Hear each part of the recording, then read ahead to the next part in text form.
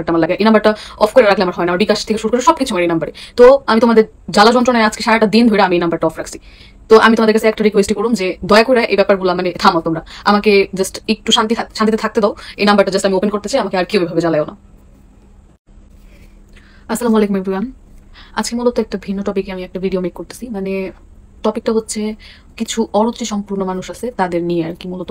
তো আমি না পাইরা হচ্ছে গিয়ে ভিডিওটা মেক করতেছি, মানে এত অতিষ্ঠ হয়েছি, মানে তাদের নিয়ে কথা বলার মতো কোনো রুচি তো আমার নাই। আর তার মধ্যে মেন বিষয় যেটা, সেটা হচ্ছে আমাকে বাধ্য করা হলো এই ভিডিওটা মেক করতে। তো গত পরশুদিন হচ্ছে এই ভিডিওটা এই অরুচি সম্পূর্ণ মানুষটা মেক করছে প্লাস আপলোড করছে। ভিডিওটা আমি স্ক্রিনে দিয়ে দিচ্ছি, দেখো তোমরা সবাই।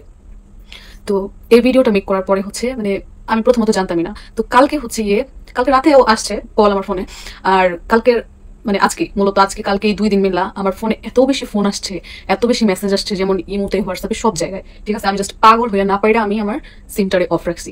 কারণ হচ্ছে যে অতিরিক্ত আমাকে জ্বালানো হইতেছে পাবলিকে। কারণ এইখানে হচ্ছে এই অরুচি সম্পূর্ণ মানুষটা আমার নাম্বারটা পাবলিশ করছে মূলত। তো নাম্বারটা পাবলিশ করার পরে আমি যখন জানতে পারি তখনই যখন দেখলাম যে অতিরিক্ত আমাকে অনেক জ্বালাইতেছে সবাই, তখন আমি একটা আপুরে জিজ্ঞেস করলাম, যাবো কি অবস্থা, নাম্বার কোথায় পেয়েছেন আপনারা? পরে আমাকে বলে যে হচ্ছে এরকম ভিডিওতে আমার নাম্বার পেয়েছে আর আমার নাম্বারটা পাবলিশ করা হয়েছে। আমি যার সাথে আমার চ্যাট থাকুক না কেন, আমার যার সাথে কথা হয়ে থাকুক না কেন, আমার কথা হইতেছে যে তুই ব্যাপারটা পাবলিশ করছিস কর, আমার নাম্বারটা কেন হাইড করলি না? নাম্বারটা আমার পাবলিশ করে দিছে।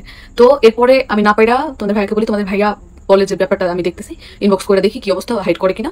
তো হচ্ছে ইনবক্স করার পরে দেখো তোমাদের সো কল্ড বড় আপা কি লিখছে। তো এটা লেখার পরে হচ্ছে আমার জাস্ট মনে চাইছিল ওই মুহূর্তে যে আমার নাম্বার যেরকম ভাবে পাবলিশ করছে, আমারও ওই পরিবারের প্রত্যেকটা মানুষের নাম্বার আমি পাবলিশ করি। কারণ কি বলবো, মাথাটা আমার এত পরিমাণ গরম হয়েছিল।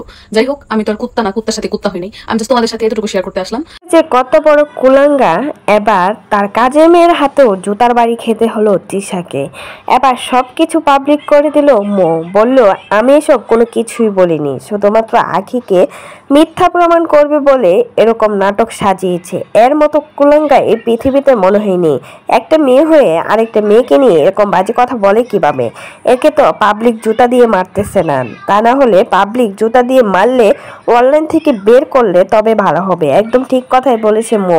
পুরো ভিডিওটা দেখে মনে হলো যে সবকিছু তিশা বানানোর নাটক, যে আখিকে খারাপ প্রমাণ করার জন্য। তার প্রমাণ দিয়ে দিল মো। এবার সবকিছু পাবলিক করে দিল তিশা, সবকিছু মো। তো এই বিষয়ে যদি কোনো মতামত থাকে সেটা কিন্তু জানিয়ে যাবেন।